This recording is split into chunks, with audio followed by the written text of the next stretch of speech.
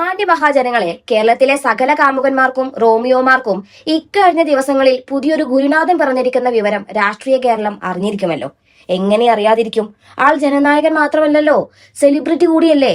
മറ്റാരുമല്ല, the hero സാക്ഷാൽ KB Ganesh Kumar. തനിക്ക് ഒന്നല്ല രണ്ടല്ല 5000 പ്രണയങ്ങളുണ്ടെന്ന് സിനിമാ താരം കൂടിയായ ഒരു മന്ത്രി തുറന്നു പറയുമ്പോൾ നമ്മൾ വേണ്ടേ അതിന് പ്രോത്സാഹനം കൊടുക്കാൻ? കേൾക്കുമ്പോൾ തന്നെ ഒരു ഗിന്നസ് വേൾഡ് റെക്കോർഡിനുള്ള വകുപ്പുണ്ടെന്ന് തോന്നുന്നില്ലേ? പ്രണയിക്കാത്തവൻ വിഡ്ഢിയാണെന്നാണ് മന്ത്രിയുടെ പക്ഷം. ശരിയാണ് മന്ത്രിയെ.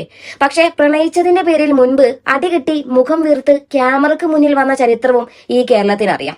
അന്ന് ഉമ്മൻചാണ്ടി എന്ന നീതിമാനെ പെണ്ണുകേസിൽ കുടുക്കാൻ കത്ത് തിരുത്തിയ അതേ ബുദ്ധി തന്നെയാണോ ഈ 5000 പ്രണയങ്ങൾക്കും പിന്നിലെന്ന് നാട്ടുകാർ ചോദിച്ചാൽ അവരെ കുറ്റം പറയാൻ പറ്റില്ല.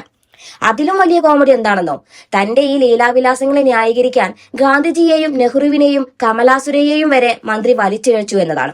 മന്ത്രിയുടെ ഒരു അറിവും സാഹിത്യ വായനയും ഇത്രയ്ക്ക് പറഞ്ഞതാണെന്ന് നമ്മൾ ഇപ്പോഴല്ല അറിയുന്നേ. അല്ല, വാസ്തവത്തിൽ ഒരു ചെറിയ സംശയമുണ്ട്.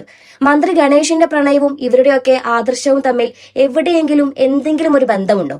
അല്ല, എന്തു പറഞ്ഞാലും സ്വന്തം കിടപ്പുമുറിയിൽ രണ്ടാം ഭാര്യ കാണാൻ പാടില്ലാത്തത് കണ്ടു എന്ന് പറയുമ്പോൾ അതിനെ 5000 പ്രണയം എന്ന് പറഞ്ഞ് വെള്ള പൂശാൻ നല്ല തൊലിക്കെട്ട് തന്നെ വേണം സാറേ. എന്തായാലും പത്തനാപുരത്തെ റോമിയോ മന്ത്രിക്ക് ഇനി പുതിയൊരു ടാഗ് ലൈൻ കൊടുക്കാം: പ്രണയങ്ങളുടെ രാജകുമാരൻ, അടികളുടെ തോഴൻ. സോളാർ നായികയെ വെച്ച് ഉമ്മൻചാണ്ടിയെ നാട്ടിച്ചവർക്ക് ഇന്ന് സ്വന്തം ലീലാവിലാസങ്ങൾ നാട്ടുകാരെ കൊണ്ട് പറയിപ്പിക്കേണ്ടി വരുന്നത് കാലത്തിന്റെ കാവിരീതി തന്നെയാണ്. ഇനി നമുക്ക് മറ്റൊരു പുതിയ സിദ്ധാന്തത്തിലേക്കൊന്ന് കടക്കാം. പുതിയ മാർക്സിയൻ തിയറി ഒന്നും അല്ലാട്ടോ, ഇത് കേരള സർക്കാരിന്റെ പുതിയ തിയറി. പാപം ചെയ്യാത്തവർ കല്ലെറിയട്ടെ. ആരും അധികം ചിന്തിക്കല്ലേ. ചിന്തിക്കാൻ അതിനിവിടെ ഗോവിന്ദ മാസ്റ്ററും കുറച്ച് അന്തംഗമികളൊക്കെ ഉണ്ടല്ലോ. വിഷയം CPMന്റെ ഇരട്ടത്താപ്പ്.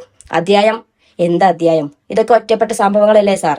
ഗണേഷ് കുമാറിന്റെ വിഷയത്തിൽ CPM പുലർത്തുന്ന മൗനം അവരുടെ കപട സദാചാരത്തിന്റെ ഏറ്റവും വലിയ ഉദാഹരണമാണ്.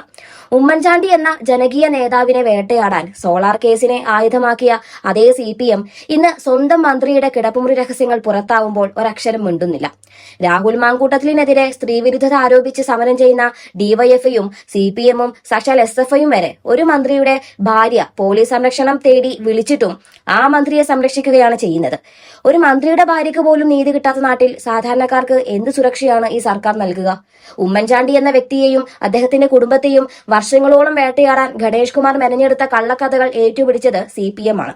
ഇന്ന് ഗണേഷ് കുമാർ തന്നെ തനിക്ക് 5000 പ്രണയങ്ങളുണ്ടെന്ന് പരസ്യമായി വെല്ലുവിളിക്കുമ്പോൾ CPM അത് അദ്ദേഹത്തിന്റെ സ്വകാര്യ വിഷയമെന്ന് പറഞ്ഞ് കൈ കഴുകുകയാണ്. നടപടിയും നിലപാടും കൊള്ളാം, ഇടതുപക്ഷത്തിന് ചേർന്ന പരിപാടി തന്നെ.